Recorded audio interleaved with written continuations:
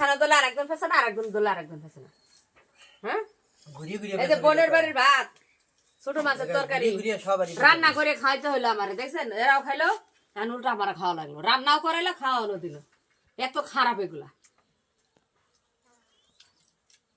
Guys, ছোট বোনের রান্না খুব পছন্দ হয়, যার কারণে আমি রান্নাটা করাইছি যাতে সবাই এক জায়গায় বসে মজা করে খাবার খাইতে পারি। আর এই বেচারি আমাদের এত অপমান করতেছে যা বলার বাইরে। আপনারাই বলেন কি এটা কি কওয়া উচিত?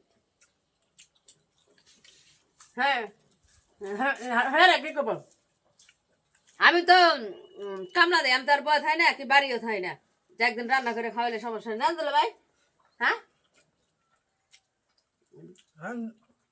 দুলে বাইরে রান দিয়ে খাওয়াইতেছে, দুলে এবার কোনো কথা থাকতে পারে না। ও তো আচ্ছা আনা লাগে না, ভিডিও বানাবো না, রাখ ফোন রাখ, রেখে